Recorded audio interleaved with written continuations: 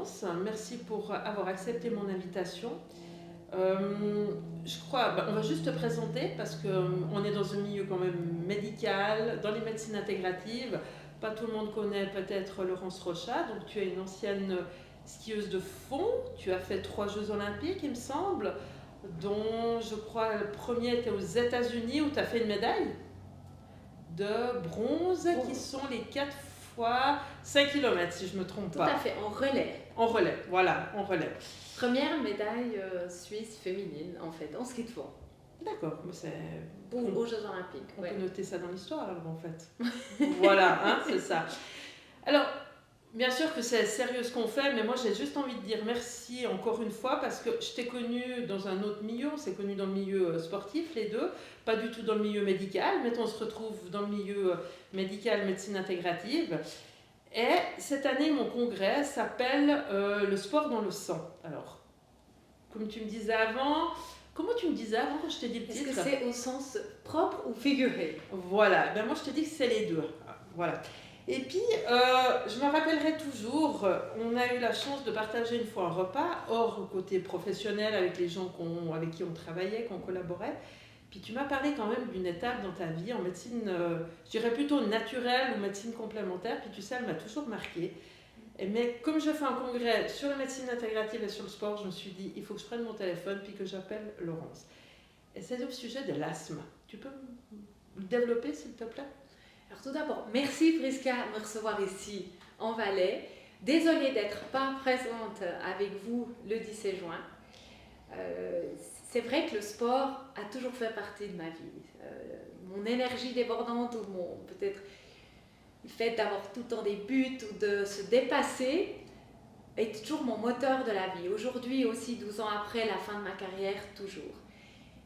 Et en étant fille de la vallée de Joux, fille de paysans, pour moi, trouver des solutions en direction de l'auto-guérison a toujours été très présente. D'abord chez mes parents, chez mes sœurs. Et c'est vrai, quand tu vis avec la nature, tu vois qu'il y a d'autres forces qui sont là. Et justement, je dis toujours à ma maman, cet asthme, c'était un peu un héritage de ma maman et qui m'a toujours gênée beaucoup. Mais je crois que ma première crise d'asthme était peut-être à l'âge de 9-10 ans. Et je me souviens, j'étais allergique à l'humidité. Donc pour une skieuse de fond, c'était des fois pas trop pratique. Pas du tout même, oui. Mais j'en ai pas fait un handicap et j'ai dit à mes parents, j'ai envie de faire carrière malgré mon asthme. Et donc justement, l'asthme toujours présent. Et une anecdote pour mes premiers Jeux Olympiques en 2002, justement, 2 jours avant qu'on fait la médaille en équipe, j'ai une crise d'asthme et je dois abandonner une course.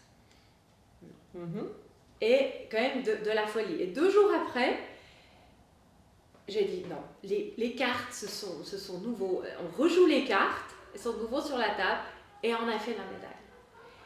Et impressionnant. 2 jours avant, t'as pas pu. 2 jours avant, une crise d'asthme. Donc ça veut dire que c'est aussi, ça part, ça vient.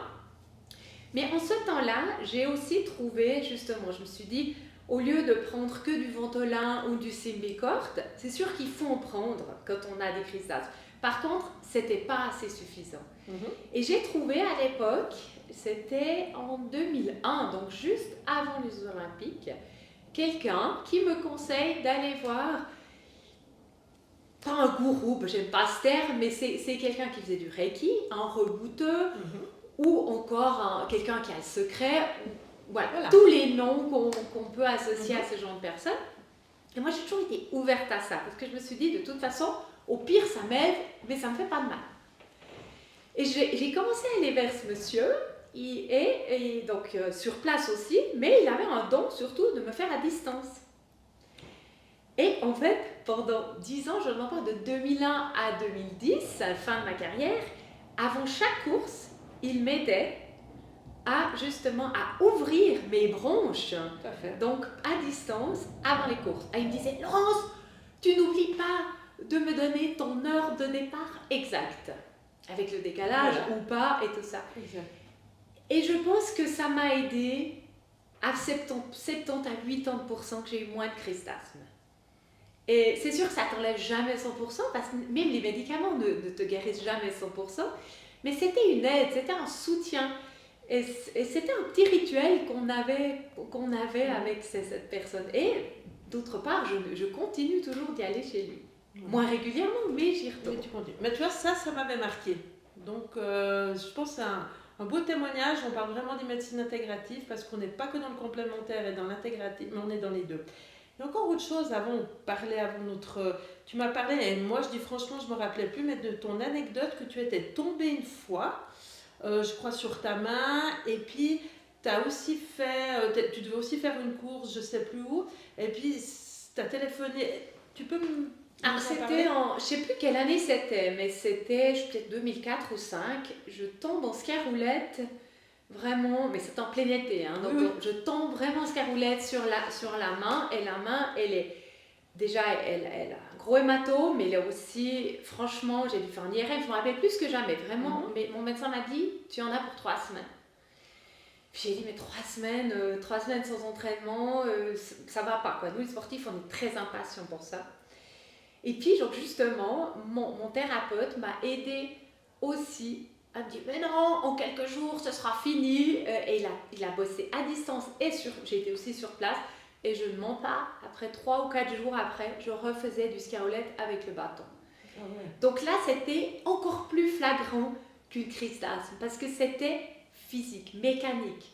De l'asthme, on peut toujours le lier à un état psychologique, une anxiété ou un problème génétique.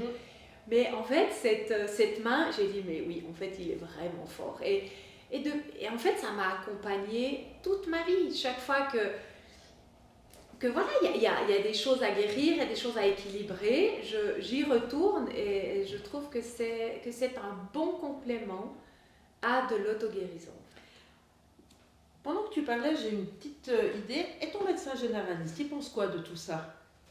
J'ai de la chance d'avoir un médecin qui est très ouvert et qui croit vraiment au potentiel humain de propre guérison.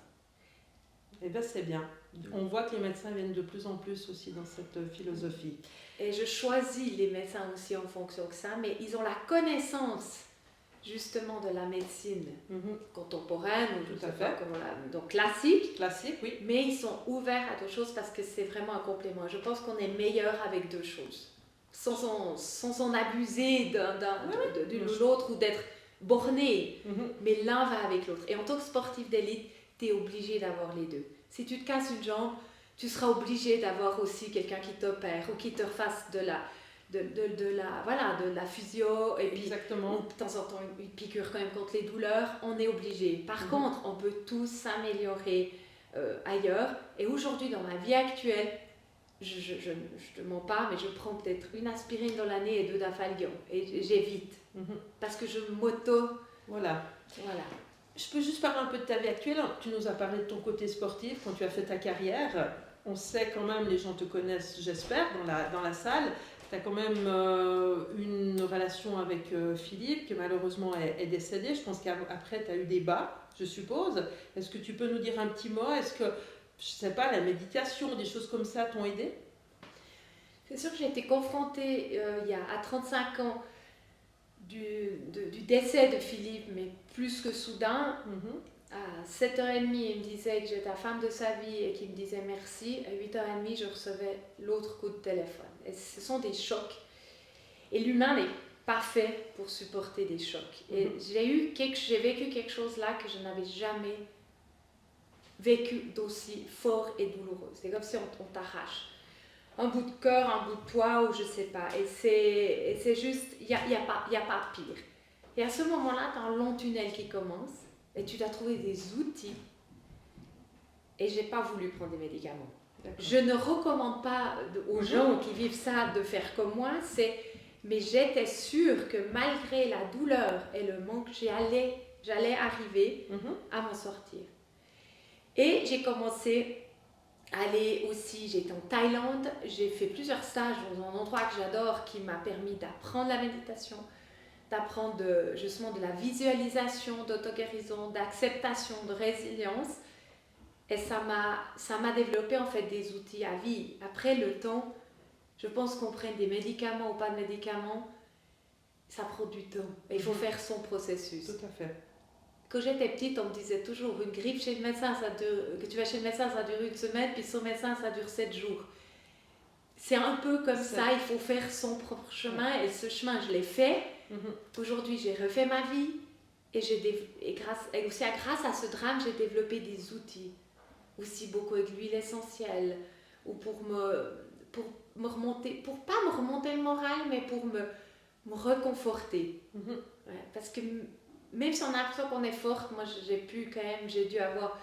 j'étais en burn-out aussi, je me suis noyée dans le boulot, donc il y a quand même toujours de possibilités, d'opportunités d'apprendre et de voir qu'en fait ces médecines aident.